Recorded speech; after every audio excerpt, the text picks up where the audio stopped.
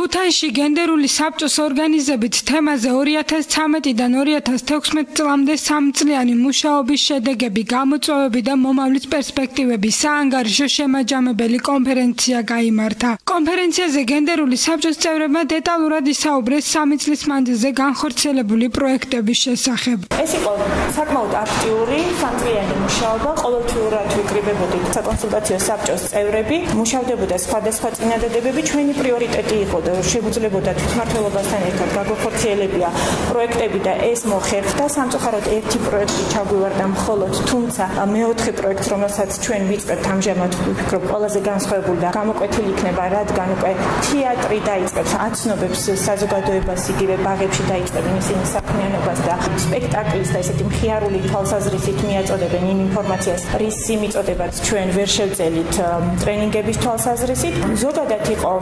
არაერთფეროვანი, რა თქმა უნდა იყო პრობლემებიც, მაგრამ საბოლოოდ გვაქვს შედეგი იმისა, რომ 3 მნიშვნელოვანი პროექტი განხორციელდა და ყველაზე დიდი შედეგი ის არის, რომ სტუდენტები საკმაოდ გააქტიურდნენ ამ თვალსაზრისით. აღნიშნა გენდერული საბჭოს წევრმა თეონა გოგიშვილმა. კონკრეტულად თუ რა პროექტები განხორციელდა, ამის შესახებ გენდერული საბჭოს თავმჯდომარე მირმა პეტრიაშვილმა ისაუბრა. მან ასევე ანგარიშის დროს რამდენიმე პროექტიც გამოყო. გენდერულმა საბჭომ თვითმმართველობასთან ერთად განახორციელა რამოდენიმე პროექტი, გამოყოფა ეს არის საზაფხულო ბანაკები, რომლებიც მოეწყო ახალგაზრდა სპორტსმენებისათვის, სადაც მათ ჰქონდათ როგორც შემეცნებითი საგანმანათლებლო ტრენინგები, ასევე მათ ჰქონდათ შესაძლებლობა რომ ზიარებოდნენ ჯანსაღი ცხოვრების წესს.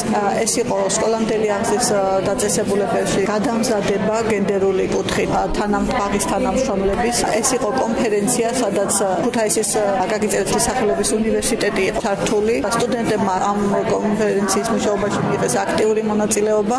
დღევანდელ კონფერენციაზე მოწვეული იყო ქუთაისის მერი შოთა მურღულია, იმერეთის გუბერნატორი გივი ჭიჭინაძე და საკრებულოს თავმჯდომარე დავით ვალი, რომლებიც დაუდგენელი მიზეზით კონფერენციაზე არ იმყოფებოდნენ, ხოლო ქუთაისის მერიის რამდენიმე წარმომადგენელი კონფერენციას ესწრებოდა. ერთ-ერთი იყო ქუთაისის მერიის ეკონომიკის განვითარებისა და ადგილობრივი ქონების მართვის სამსახურის უფროსი პაატა კლდიაშვილი, რომელმაც მერიასა და გენდერული საბჭოს თანამშრომლობაზე ისაუბრა. გენდერული საკონსულტაციო საბჭო ქალაქის საკრებულოსთან არსებობს უკვე 3 წელია, საინტერესო პროექტი განახორციელა.